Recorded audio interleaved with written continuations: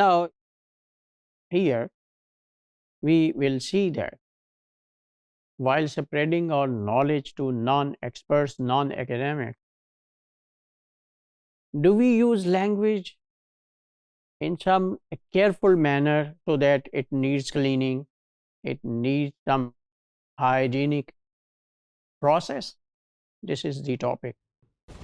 Verbal hygiene for women is not favored on media these days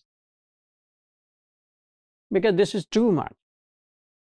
Everything that is discussed about women, feminists take them as a problem, as something that relates with patriarchy or that relates with male domination. So that's why these days such kind of thing, such kind of verbal hygiene is not supported.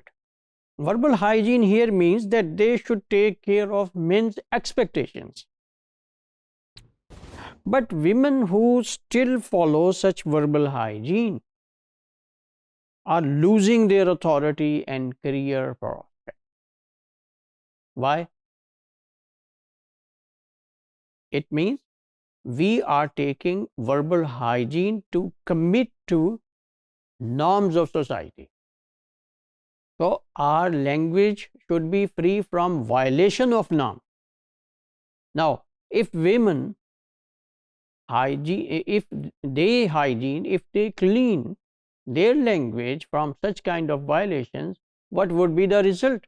The result is that they are taken as weak and fragile, and even they can darken their future, job prospects.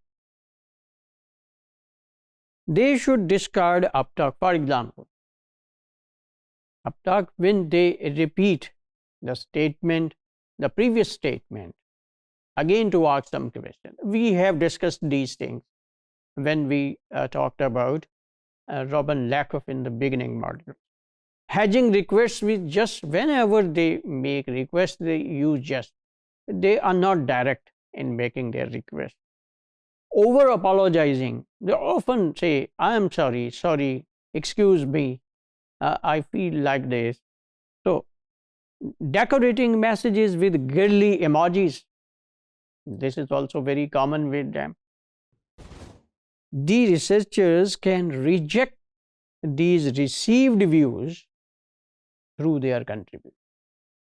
So, this is the role of contribute, the academics and the researchers, that such kind of verbal hygiene is not required of women these days. Though a researcher talked about it to support feminists,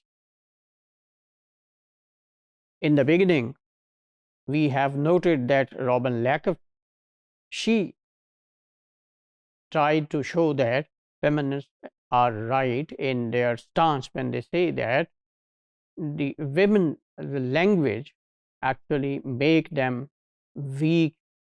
It gives them a subordinated inferior role. Later, this point of view was dismissed. Okay.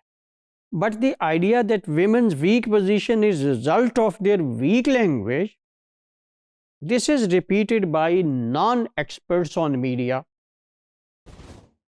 The cultural expectations and gender stereotypes also stamp such views. First of all, non-experts, they express such kind of stereotypes, they support them through media, and further, cultural norms, they are also backing such ideas, so they get doubly powerful.